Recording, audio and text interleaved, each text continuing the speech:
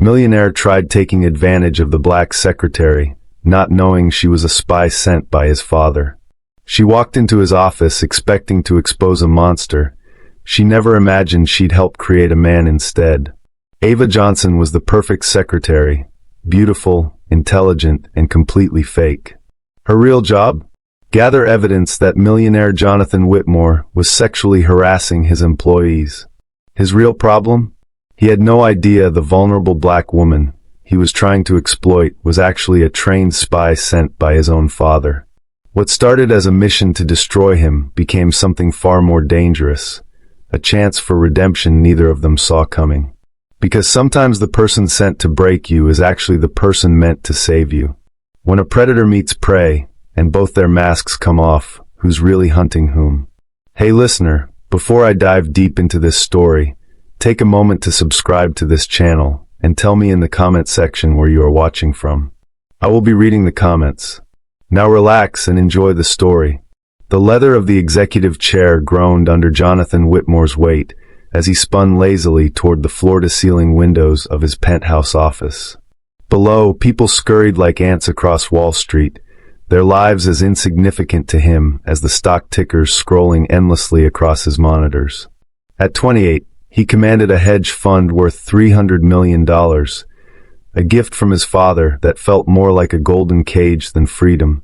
His fingers drummed against the mahogany desk, the Rolex on his wrist catching the afternoon sun. The morning's conquests lay scattered before him. A takeover bid that would destroy 200 jobs, a charity donation that bought him favorable press, and resignation letters from 3 assistants in 6 months.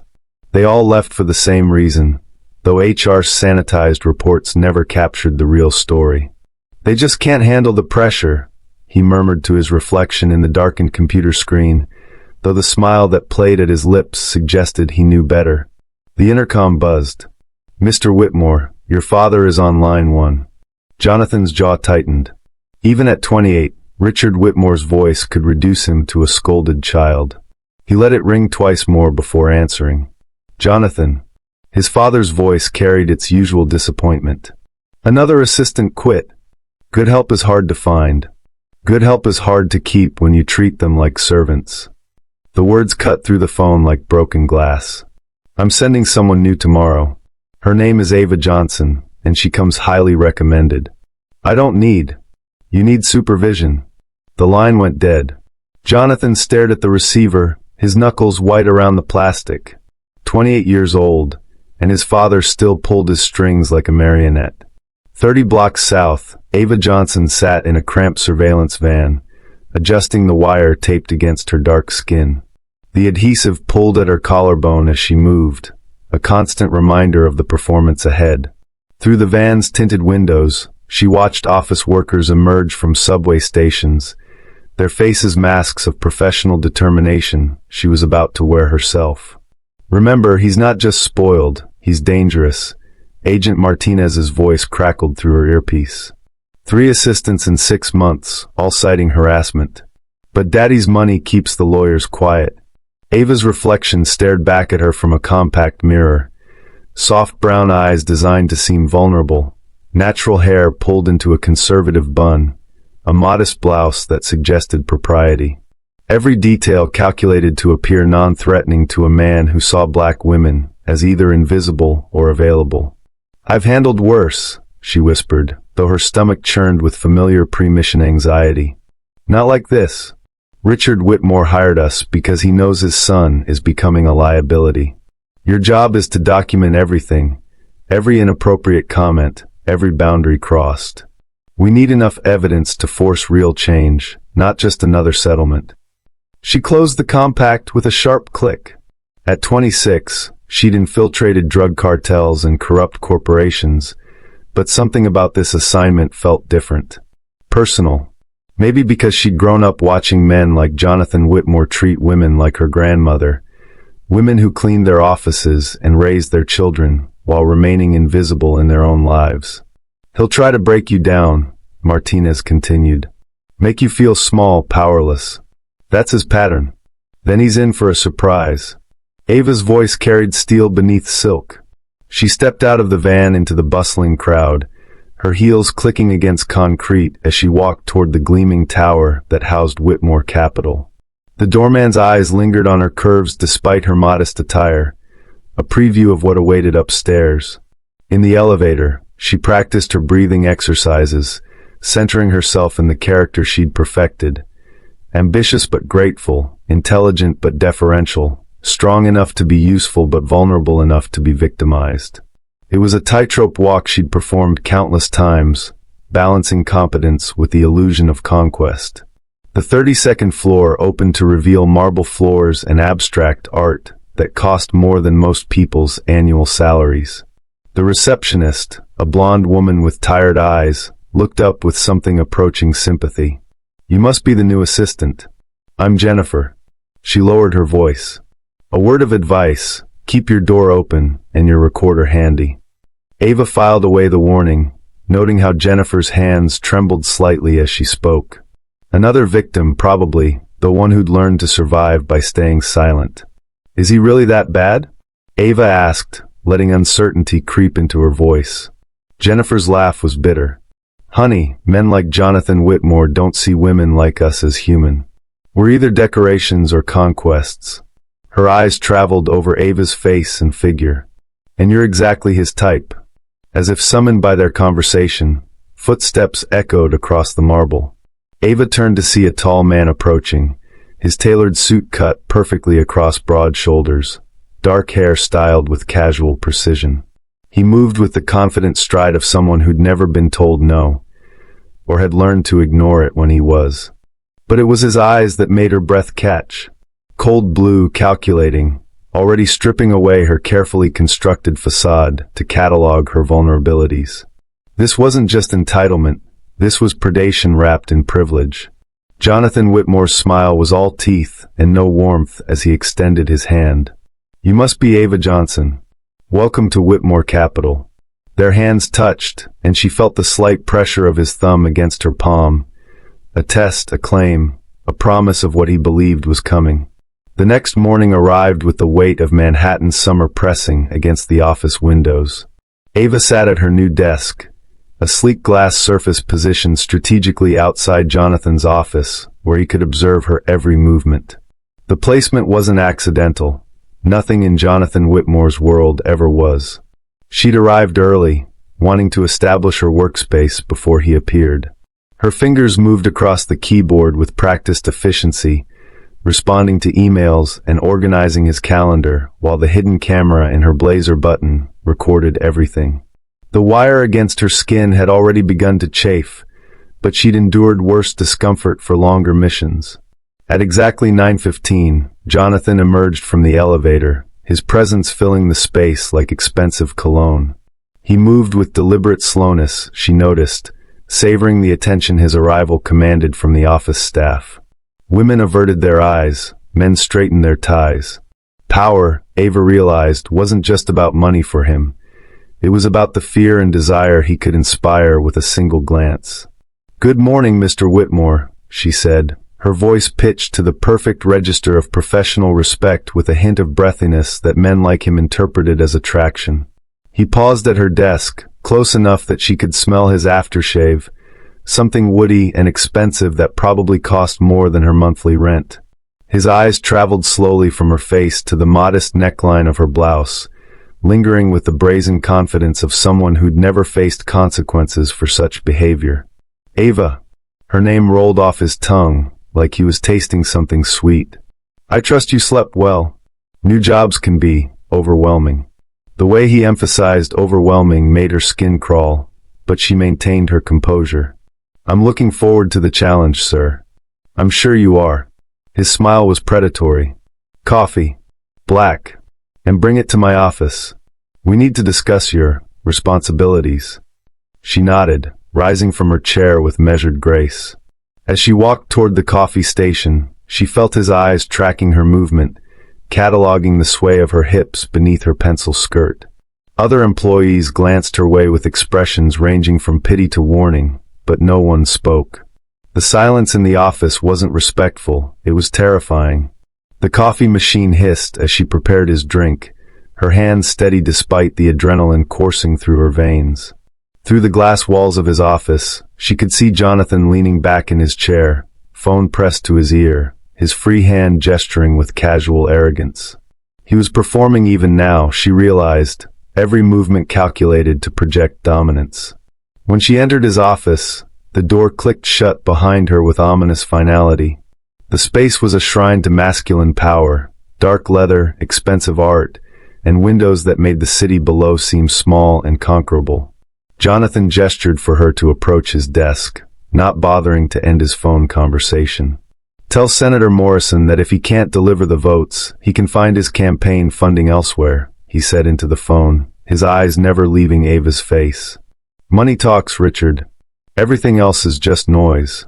He ended the call with theatrical flair, tossing the phone onto his desk where it clattered against the expensive marble surface. The sound made Ava flinch, an authentic reaction that seemed to please him. "Nervous?" he asked, his voice silk over steel. "Just focused on doing good work, sir." "Good." He stood and walked around the desk, each step deliberate and measured. "Because I expect excellence from my staff. Total dedication. Complete availability." The last word hung in the air, between them like a loaded weapon. He stopped directly in front of her, close enough that she had to tilt her head back to maintain eye contact. The power dynamic was intentional, him looming, her looking up, the physical arrangement reinforcing his perceived superiority. "I hope that won't be a problem," he continued, his hand reaching out to straighten an imaginary wrinkle on her blouse sleeve. The touch was brief but unmistakably inappropriate, his fingers lingering against her arm longer than any professional interaction warranted. This was it, the moment that defined everything that would follow. Ava felt the familiar split-second calculation every woman knew. Fight back and risk everything, or submit and lose pieces of yourself one compromise at a time. But she had a third option that Jonathan Whitmore couldn't imagine. "No problem at all, Mr. Whitmore," she said, allowing the slightest tremor into her voice, not fear, but what he would interpret as attraction. "I'm here to serve your needs however you see fit." The double meaning wasn't lost on him. His pupils dilated slightly, and she watched his breathing change as he processed what he believed was her surrender. In his mind, she was already conquered, another beautiful black woman who would trade her dignity for financial security. "Excellent," he murmured, his hand still resting on her arm. "I had a feeling we would work well together." Behind his back, Ava's free hand pressed against the recording device hidden in her blazer. Every word, every inappropriate touch, every violation of professional boundaries was being documented. But more than that, she was documenting the casual cruelty of a man who viewed women as objects to be collected. "Will there be anything else, sir?" she asked, her voice steady despite the rage building in her chest. "Not right now." His thumb traced a small circle against her sleeve before he stepped back. "But I'm sure we'll find plenty of opportunities to collaborate closely." As she turned to leave, Ava caught her reflection in the office window, her professional mask intact, but her eyes burning with something Jonathan Whitmore was too arrogant to recognize as dangerous. He had no idea that his greatest predator was walking away in modest heels and a carefully constructed smile. The hunt had begun. The following days blurred into a carefully orchestrated dance of advance and retreat. Jonathan circled Ava like a shark scenting blood, while she documented each transgression with the methodical precision of a prosecutor building a case. But beneath her professional mask, something unexpected was stirring, a grudging recognition of the profound loneliness that drove his predatory behavior.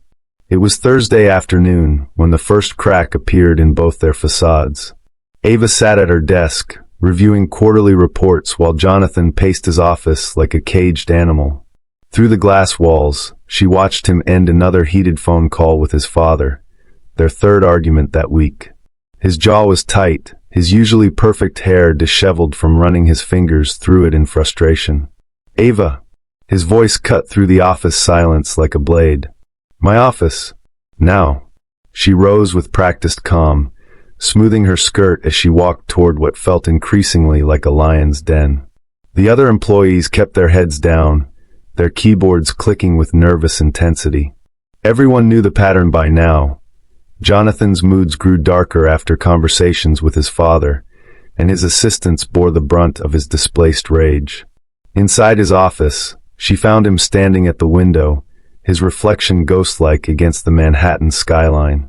His shoulders were rigid with tension, and when he turned to face her, something raw flickered in his eyes before the familiar predatory mask slammed back into place. "Close the door," he commanded. Ava's hand hesitated on the handle. This was the moment she'd been waiting for, the escalation that would provide irrefutable evidence of his harassment. But looking at him now, she saw something that complicated her mission, genuine pain beneath the entitled cruelty. She closed the door and remained standing near it, maintaining distance while projecting the submissive posture he expected. "You know," he said, walking toward his desk with deliberate slowness, "I've been thinking about your qualifications for this position." "Sir?" "Such a beautiful woman, working as a secretary." He leaned against the desk's edge, his eyes traveling over her body with brazen hunger. "Seems like a waste of natural assets." The words hit her like physical blows, but Ava forced herself to remain still. The wire pressed against her skin, recording every degrading syllable. "I work hard to earn my position, Mr. Whitmore." "I'm sure you do." His smile was cruel.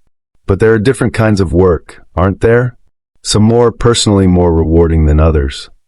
He pushed off from the desk and approached her with predatory grace. This time, he didn't stop at a professional distance. He moved close enough that she could feel his breath against her forehead, close enough that his expensive suit jacket brushed against her blouse. "What exactly are you suggesting, sir?" The words came out steady, but Ava's pulse hammered against the wire taped to her chest. "I think you know." His hand rose toward her face, fingers nearly touching her cheek. "A woman like you in a position like this, there are opportunities for advancement. If you're willing to be flexible." This was it, the smoking gun her handlers needed. But as Jonathan's fingers hovered millimeters from her skin, Ava saw something flicker across his features. A moment of uncertainty, almost vulnerability, before the mask of entitlement reasserted itself. "And if I'm not willing?" she asked quietly.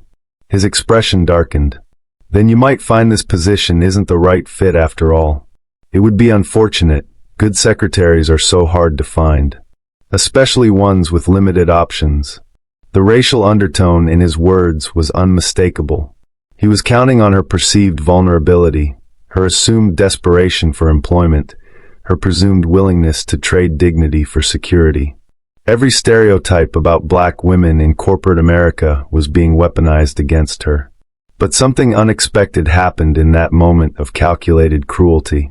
Ava saw past Jonathan's predatory confidence to the scared boy underneath, the son who could never measure up to his father's expectations, who had learned to take power where he could find it because he'd never been given any that truly mattered. "I understand completely, Mr. Whitmore," she said, her voice barely above a whisper. But instead of submission, there was something else in her tone, something that made him step back slightly. "Good," he said, though he looked less certain than he sounded. "I knew you were smart. Smart enough to know that some opportunities come with prices that are too high to pay." The words slipped out before she could stop them, carrying more of her real voice than her cover identity should have allowed. Jonathan's eyes sharpened.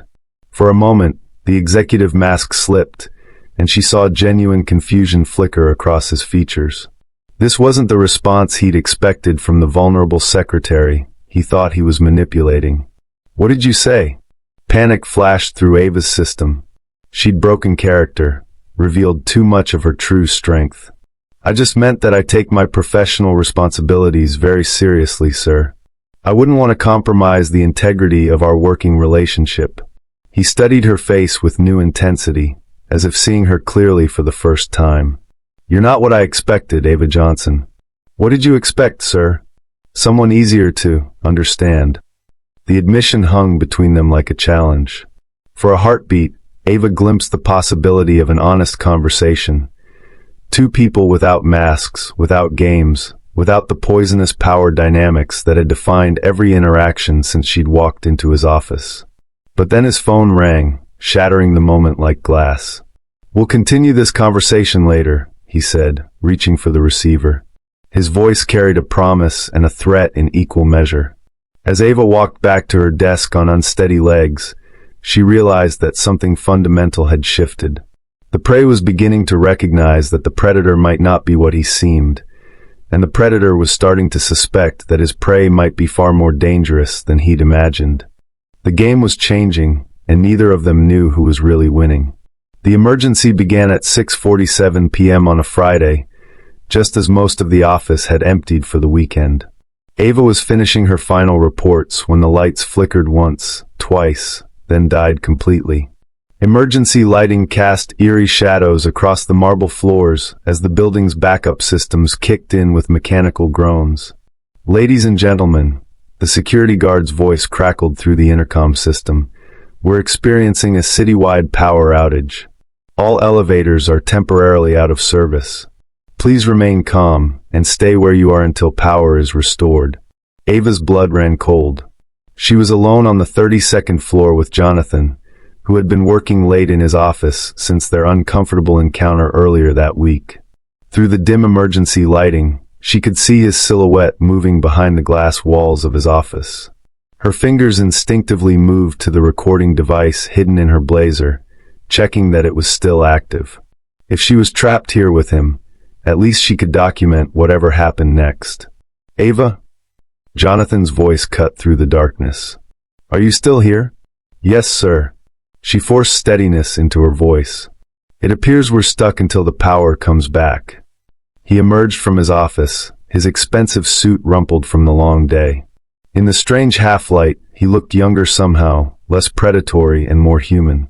The carefully constructed armor of his executive persona seemed to weigh heavily on his shoulders. "The backup generator only powers emergency systems," he said, moving toward the windows where the city spread below them in unusual darkness. "Could be hours before they get us out of here." Ava remained at her desk, maintaining distance even as the intimate setting threatened to collapse the professional boundaries between them. The empty office felt smaller in the darkness, more personal, as if the shadows had stripped away some of the corporate formality that usually defined their interactions. "I should call my boyfriend," she said, testing the lie to see how he would react. "Let him know I'll be late." Something flickered across Jonathan's face. Disappointment? Relief? In the dim light, it was impossible to read his expression clearly. "Of course," he said, but his voice carried an edge. "Though I suspect cell towers might be affected too." She pulled out her phone, confirming his prediction. No signal. They were truly isolated, 32 floors above a darkened city, with only each other for company. Jonathan walked to the small kitchenette near the reception area, his movements careful in the uncertain light. "There's bottled water in the refrigerator. Some snacks in the cabinet. We might as well make ourselves comfortable." The domesticity of the moment felt surreal. Here was the man who had spent the week making increasingly aggressive advances, now offering her refreshments like a concerned host. Ava found herself studying his profile as he moved through the darkened space, noting the way stress had carved lines around his eyes, the slight tremor in his hands that suggested he wasn't as composed as he appeared. "You don't have to wait on me, Mr. Whitmore," she said, but accepted the water bottle he offered. "Jonathan," he corrected, settling into one of the leather chairs near her desk. "Seems ridiculous to maintain formalities when we're stranded together."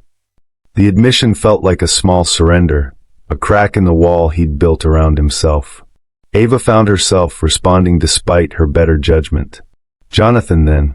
His name felt strange on her tongue, more intimate than she'd intended. They sat in silence for several minutes, the city's unusual quiet pressing against the office windows. Without the constant hum of electronics and air conditioning, she could hear his breathing, the small sounds he made as he shifted in his chair. The enforced proximity was breaking down barriers neither of them had expected to face. "Can I ask you something?" Jonathan's voice was softer than she'd ever heard it, stripped of its usual commanding tone. "Of course. Why do you stay?" He leaned forward slightly, his face partially illuminated by the emergency lighting. "I know I'm not the easiest person to work for. Most people would have quit by now." The question caught her off guard. It was too honest, too vulnerable for the predatory executive she'd been hired to expose. For a moment, she forgot about the wire recording their conversation, forgot about her mission, forgot about everything except the unexpected humanity in his voice. "Everyone deserves a second chance," she said quietly, then immediately regretted the honesty. It revealed too much about her own character, her own capacity for hope despite evidence to the contrary. "Even someone like me?" The question hung in the air between them like a bridge she could choose to cross or burn. In the darkness, stripped of the power dynamics that usually defined their relationship, she glimpsed the lonely boy hiding beneath the entitled executive. "Especially someone like you," she whispered, the words escaping before she could stop them. Jonathan's sharp intake of breath was audible in the quiet office.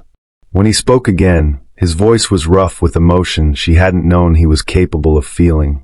"You have no idea who I really am, Ava. What I've done. The person my father thinks I am." "Tell me," she said, and meant it. But before he could respond, the lights flickered back to life with startling suddenness. The elevators hummed back into operation, and the normal sounds of the building resumed with mechanical precision.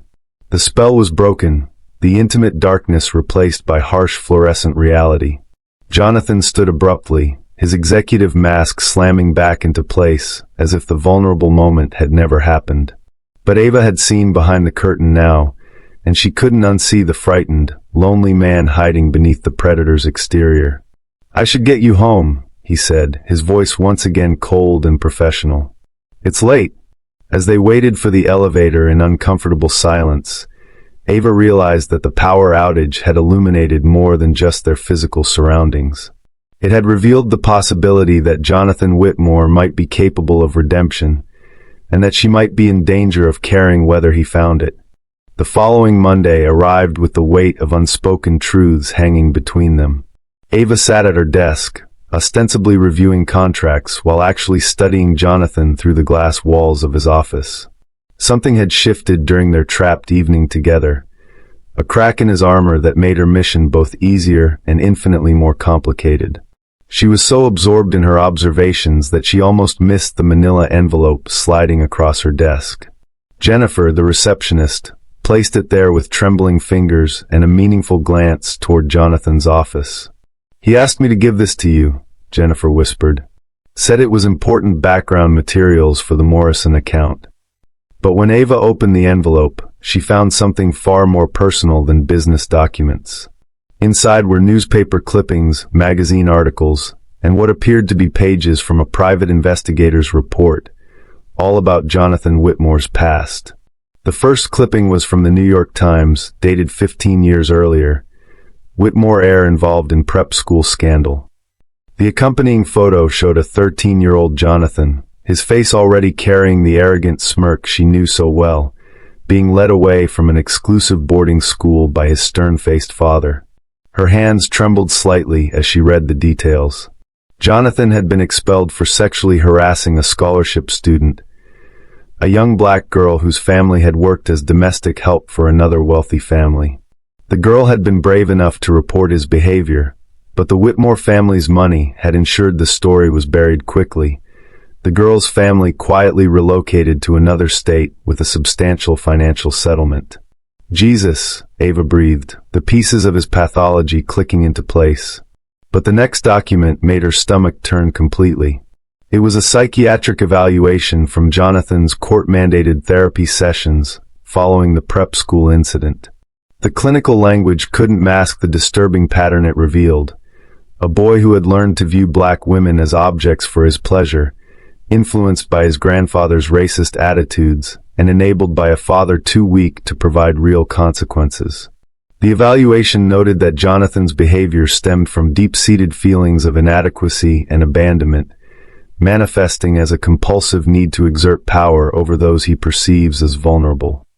The psychiatrist had recommended intensive therapy and close supervision, but the sessions had ended abruptly after only 6 months, presumably when the Whitmore lawyers decided their son was cured.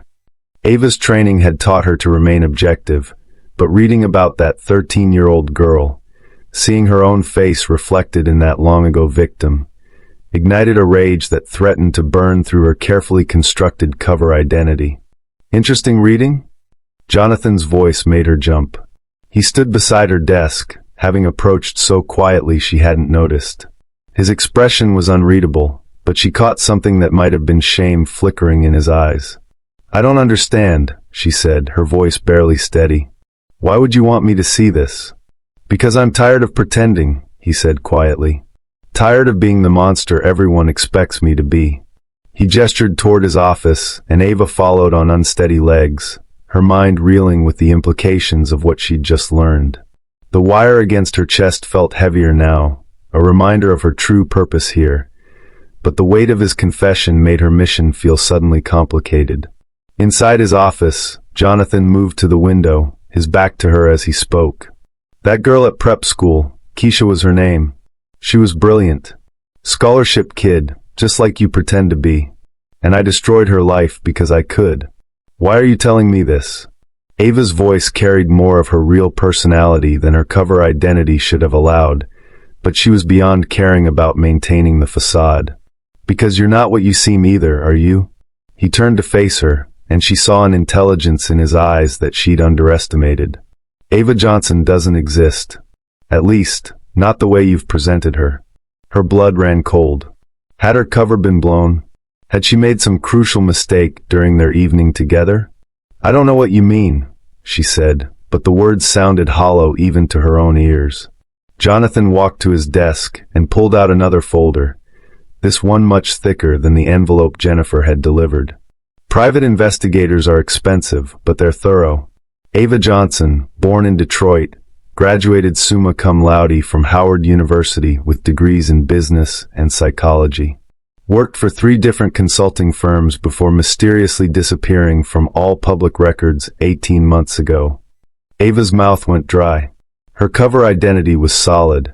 Her handlers had ensured that, but apparently not solid enough to withstand the resources of a paranoid millionaire. "The interesting thing," Jonathan continued, "is that no one from your previous jobs remembers you. No college friends maintain contact. No family members can be traced. It's like you materialized out of thin air 3 weeks ago." She remained silent, calculating her options. Fight or flight warred in her chest, but neither seemed viable in this glass-walled office 32 floors above the street. "But here's what really fascinates me," Jonathan said, settling into his chair with the casual confidence of a man holding all the cards. "You could have quit after my first inappropriate comment. Could have filed complaints, contacted lawyers, made my life hell in all the traditional ways. Instead, you stayed. Endured my advances. Documented everything." The last 2 words hit her like bullets. He knew. Somehow, he knew exactly what she was doing and why she was here. "My father hired you, didn't he?" Jonathan's voice was soft now, almost gentle. "Richard Whitmore finally found a way to prove what a monster his son has become. The only question is whether you're law enforcement or private security." Ava's hand moved instinctively toward the recording device, but Jonathan's sad smile stopped her. "Don't worry," he said. "Your secret is safe with me. Just like mine is with you. We're both here under false pretenses, Ava. The only difference is that I'm tired of playing the role I was cast in." The confession hung between them like a loaded weapon, transforming everything she thought she knew about this mission, about him, about herself. Have you ever discovered that someone you thought you understood completely was actually carrying wounds and secrets that completely changed how you saw them? The revelation hung between them like a bridge neither had expected to cross. For several heartbeats, the only sound in Jonathan's office was the distant hum of Manhattan traffic far below and the soft whisper of the air conditioning system. Ava felt the weight of her mission, her cover, and her growing confusion about the man sitting across from her. "You're not going to deny it?" she asked finally, her voice carrying none of the submissive breathiness she'd perfected for her secretary persona. Jonathan's laugh was hollow, devoid of the cruel amusement she'd grown accustomed to hearing. "What would be the point? We both know why you're here. The only question is what happens next."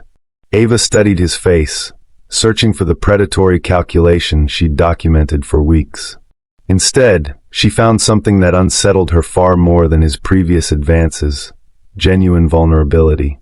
The executive mask had finally cracked completely, revealing the damaged man underneath. "I could destroy you," she said quietly. "I have enough evidence to end your career, ruin your reputation, maybe even send you to prison." "I know." He leaned back in his chair, but there was no arrogance in the gesture, only exhaustion. "The question is whether you will. That depends on what you do next." Jonathan was quiet for a long moment, his fingers drumming against the desk's surface in a rhythm that seemed more nervous than commanding. When he spoke again, his voice carried a rawness she'd never heard before. "I used to have nightmares about her. Keisha. Still do sometimes."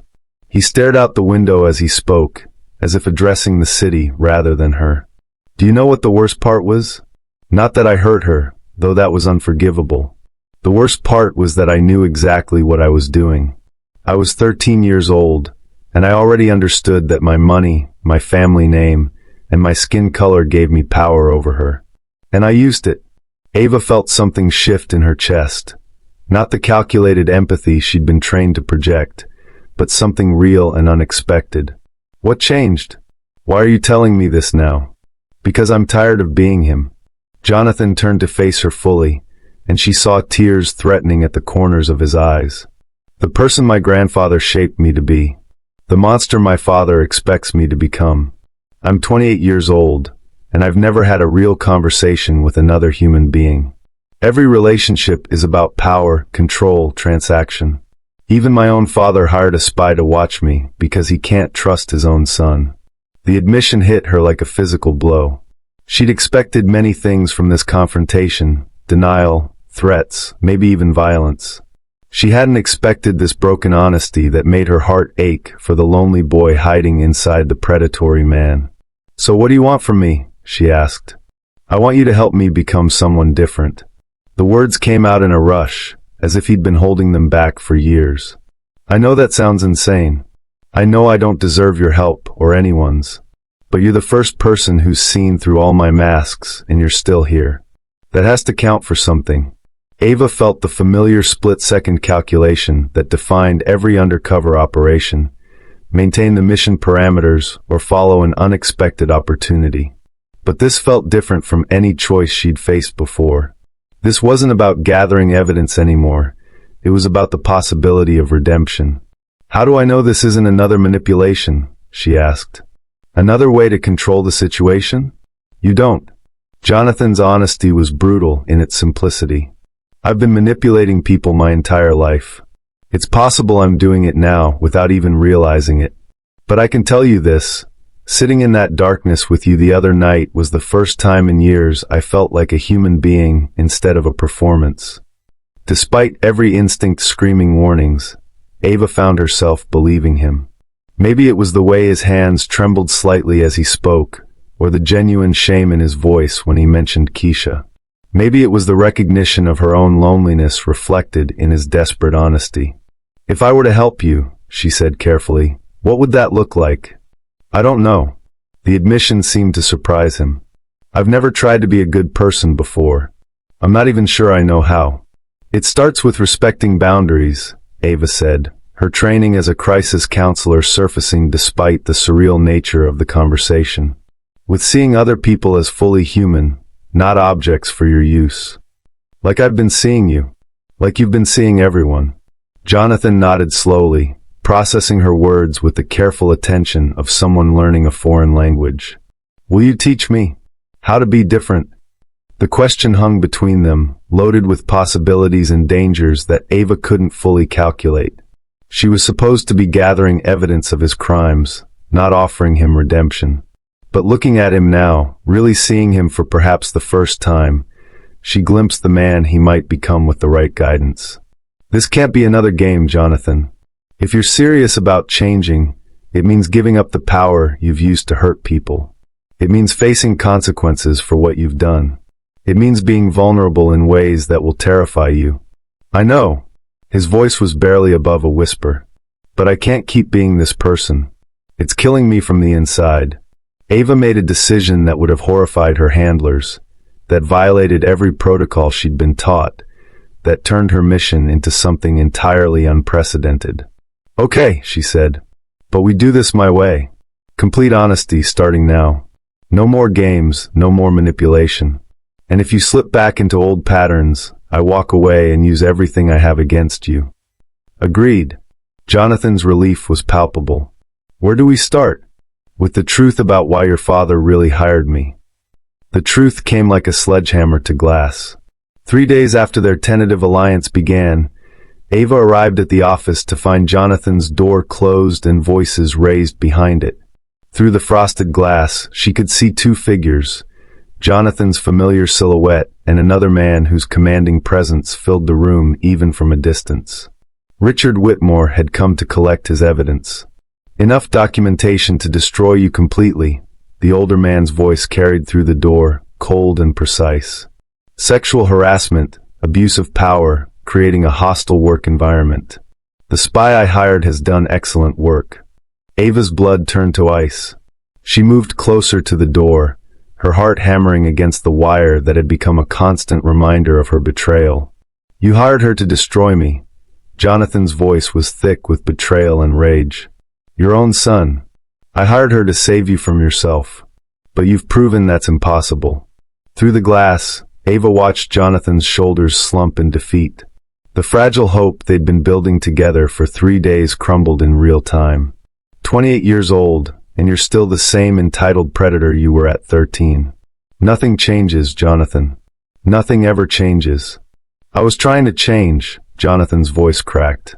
"For the first time in my life, I was actually trying to manipulate another victim. Yes, I've been monitoring the situation. Did you really think seducing my spy would somehow prove your innocence?" The accusation hit Ava like a physical blow. Richard Whitmore thought Jonathan was running another con, that their growing connection was just another predatory scheme. And worse, Jonathan's sharp intake of breath suggested he was beginning to believe it too. "That's not," Jonathan started, but his father cut him off. "The board will vote tomorrow. You'll be removed as CEO, your trust fund will be suspended, and criminal charges will be filed. It's over, Jonathan." Ava pressed her ear closer to the door, desperate to hear Jonathan's response, to understand whether he would fight for the redemption they'd been building or surrender to his father's expectations of failure. "Maybe you're right," Jonathan said finally, his voice hollow. "Maybe I am exactly what you've always said I was." The words shattered something inside Ava's chest. After days of watching him struggle toward something better, he was giving up at the first real test. Worse, he was retreating into the monster persona that had defined him for so long. "Bring her in," Richard commanded. "I want to congratulate Miss Thompson on a job well done." Thompson, her real name. Ava Agent Rachel Thompson felt her carefully constructed world collapsing as footsteps approached the door. There was nowhere to run, nowhere to hide. In seconds, both men would know she'd been eavesdropping, and any trust she'd built with Jonathan would evaporate like morning mist. The door opened to reveal Richard Whitmore, a silver-haired titan who radiated the kind of power that came from generations of wealth and influence. His cold blue eyes, so similar to his son's, fixed on her with calculating precision. "Agent Thompson," he said with grim satisfaction. "Or should I say, the woman who's been playing secretary while gathering evidence against my son?" Behind him, Jonathan's face was a mask of betrayal and rage.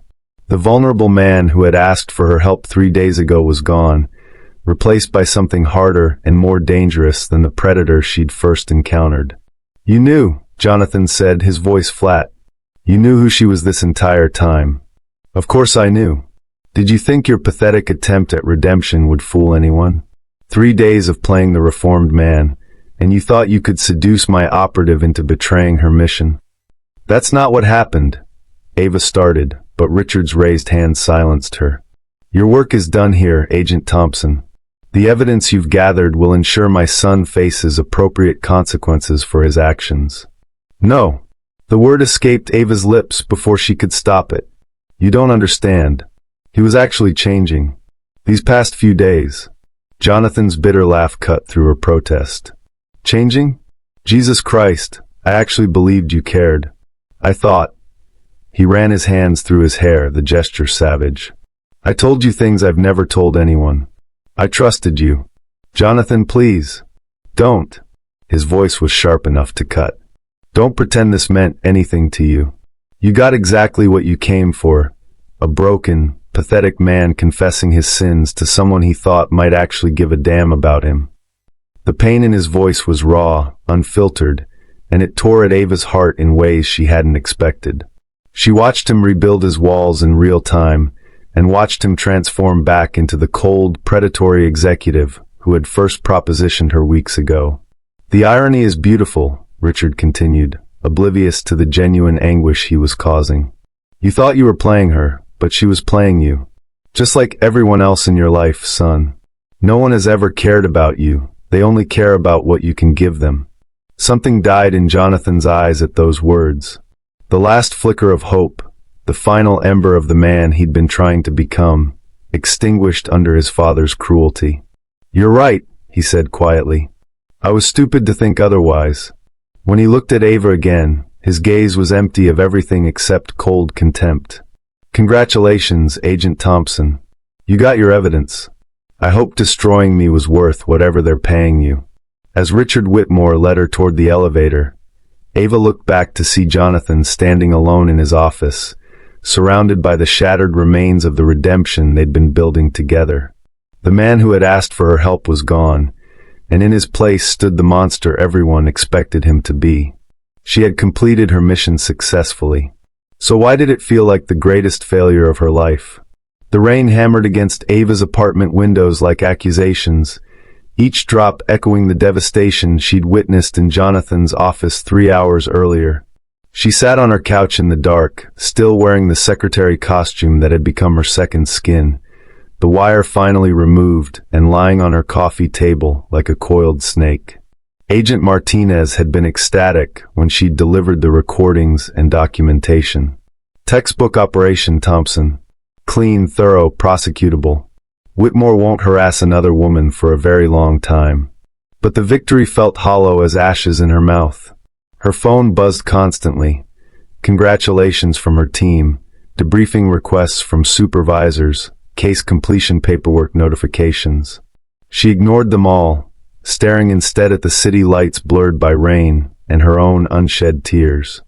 The hardest part wasn't that she'd betrayed Jonathan's trust. She'd been hired to do exactly that. The hardest part was that she'd felt his genuine transformation beginning, had witnessed the exact moment when 28 years of toxic conditioning started to crack, and she'd watched it all crumble under the weight of his father's orchestrated revelation. He was actually changing, she thought, remembering the vulnerability in his voice when he'd asked for her help. And I destroyed him. Her laptop sat open on the coffee table, cursor blinking in an empty email composition window. She'd been staring at it for an hour, trying to find words that could somehow undo the damage, and could explain that her feelings had become real even if her identity hadn't been. But what could she possibly say? Sorry I was hired to spy on you, but somewhere between documenting your harassment and watching you cry about a girl you traumatized 15 years ago, I started to care about your redemption. The words sounded insane, even in her own mind. Her phone rang, jerking her from her spiral of regret. The caller ID made her heart stop, J. Whitmore. She stared at the device, knowing she should let it go to voicemail, knowing that any conversation would only make things worse. But something in her, some desperate hope that maybe somehow they could salvage something from the wreckage, made her answer. Hello. Silence stretched across the line, filled only with the sound of breathing and what might have been city traffic in the background. I know you're there. Jonathan's voice was hoarse, stripped of its usual commanding tone. I can hear you breathing. Jonathan, don't say my name like that. Like you actually care. But underneath the anger, she heard something else. The same raw vulnerability he'd shown her during their 3 days of tentative trust building. He was hurt, not just angry. Broken, not just betrayed. Where are you? She asked quietly. Does it matter? I'm sure your handlers are tracking this call anyway. The operation is over, Jonathan. I'm not recording anything. His bitter laugh made her chest ache. Right.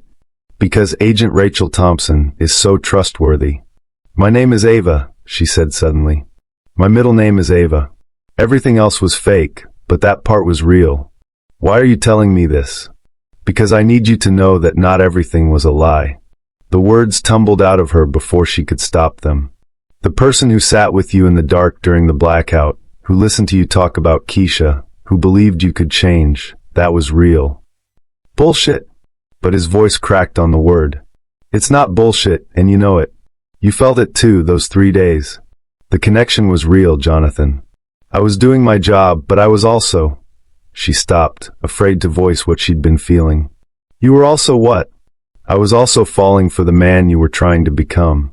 The admission hung between them like a bridge across an impossible chasm. Ava held her breath, waiting for his response, terrified that she'd revealed too much and simultaneously desperate for him to believe her. You have no idea what you've done, he said finally, his voice so quiet she had to strain to hear him. Do you know where I am right now? I'm standing on the roof of my building, 38 floors up, looking down at the street and wondering if my father was right about me all along. Terror shot through Ava's veins like ice water.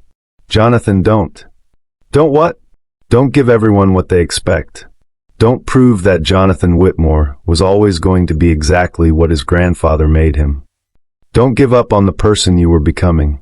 Don't let them win. They already won. My father, my grandfather, everyone who said I'd never be anything but a monster, they were right. I hurt that girl 15 years ago. I've hurt countless women since, and I hurt you by making you believe I could be different. You didn't hurt me by trying to change, Jonathan. You hurt me by giving up. The words seemed to hit him like a physical blow. She heard his sharp intake of breath, the sound of wind that suggested he really was somewhere high and dangerous. What do you want from me, Ava? His use of her real name felt like a gift. What could I possibly do that would matter now? Choose, she said simply. Choose to be the man who asked for my help instead of the monster your father expects. Choose to prove that redemption is possible, even for someone who's done terrible things.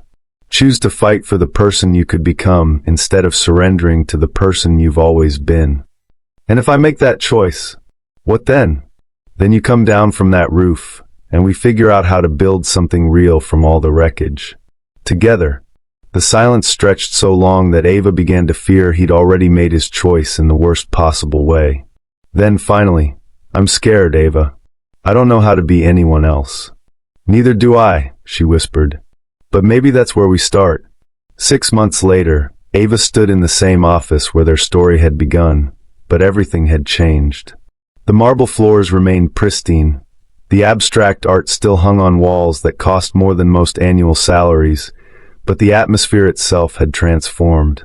Where once there had been an undercurrent of fear and predatory tension, now there was something unprecedented in the corporate world, genuine respect.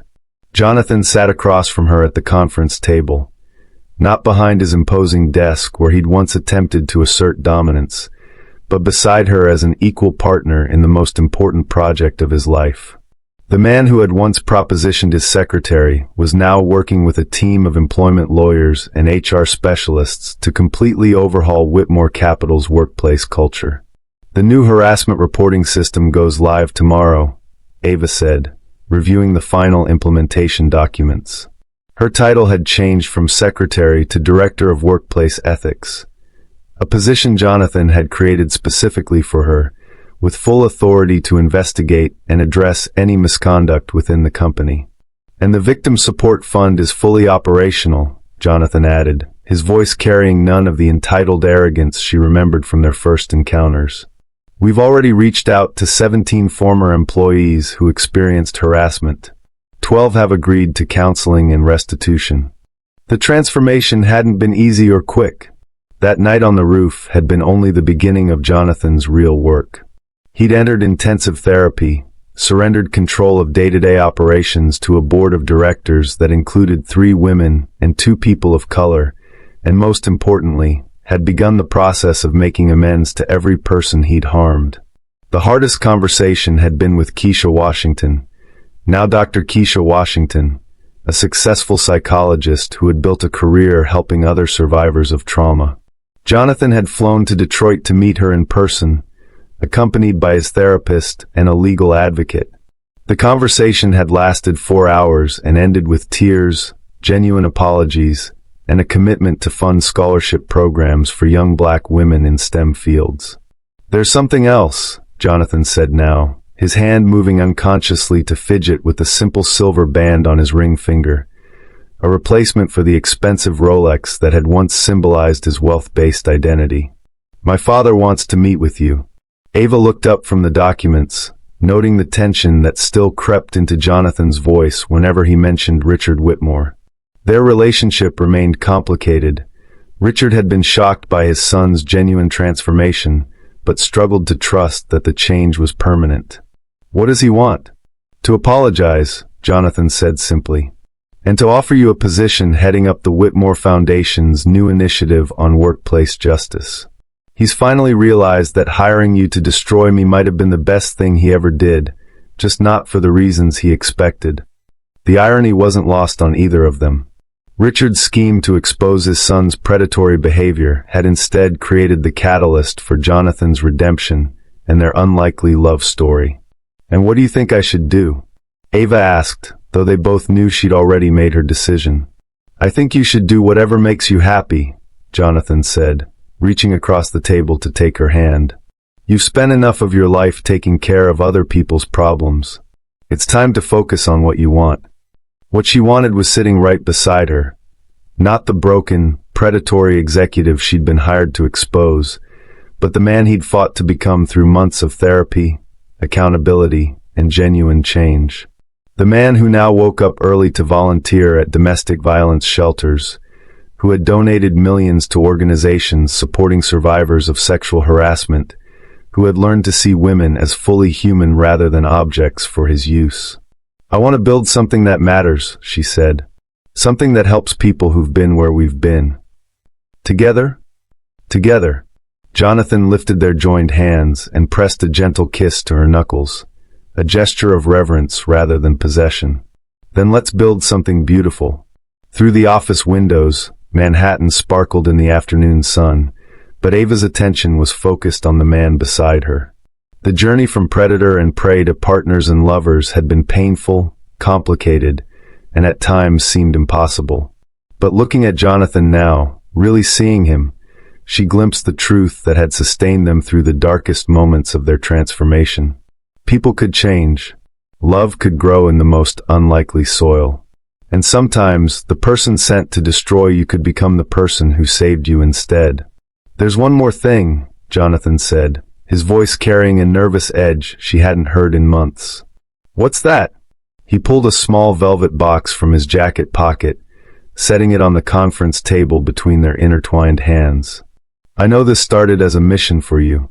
I know I was your assignment, not your choice.